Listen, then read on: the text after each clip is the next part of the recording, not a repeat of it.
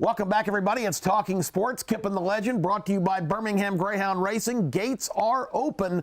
What a huge Saturday it's going to be, and always the first post-football weekend is really big because a lot of folks that just couldn't get away from their TVs are back at the track today, so it's going to be a great day. I love the Birmingham race course, and if you ain't been going out to it, you are missing out. It is the one place in Birmingham where the sports do can be the sports do. There you go.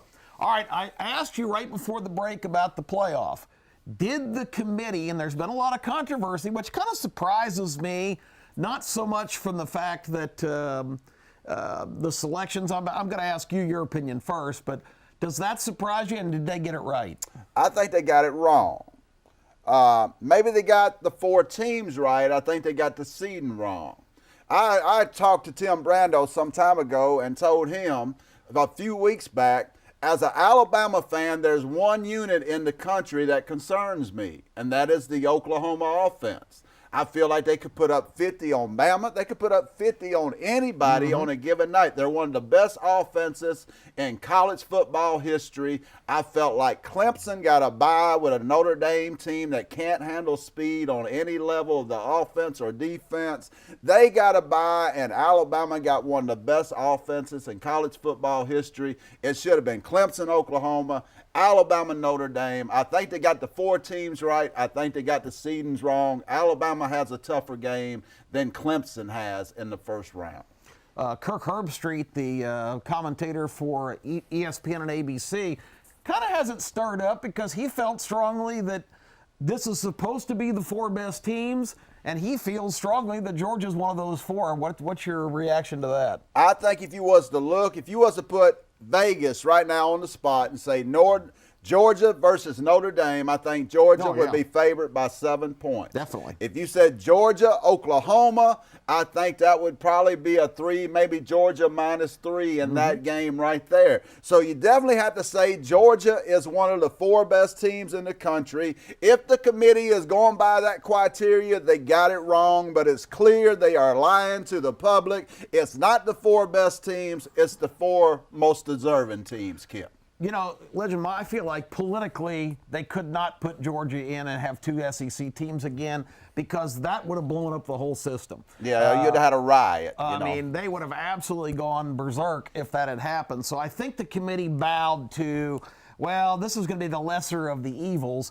Anybody who's making a case for Ohio State, knock it off. Yeah, really. 30-point loss to Purdue. Come on. And their coach already quit. And your coach has just fallen apart. Yeah, Urban said, that's it for me. It's it for me. But too much.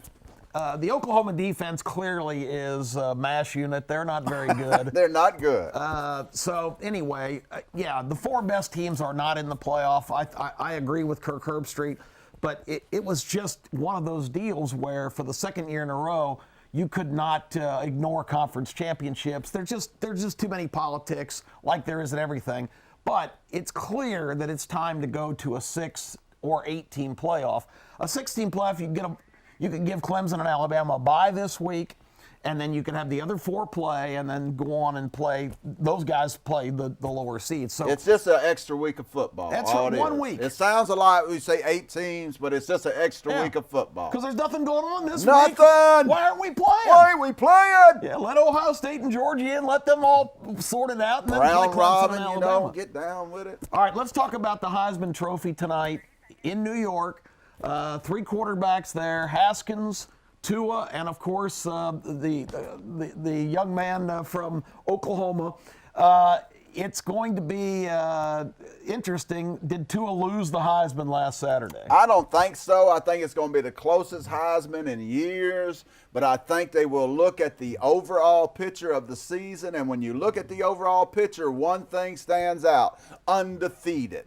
That's what stands out to me, undefeated. Tua led this team to an undefeated, perfect season. You cannot overlook that fact. And he only threw 10 passes in the 4th quarter all year. Has to be included in, but wouldn't be surprised if it went either way. But my vote is for Mr. Tua, Kip. All right, well, we'll see what happens tonight. Murray, Haskins, and Tua, we'll see who wins it.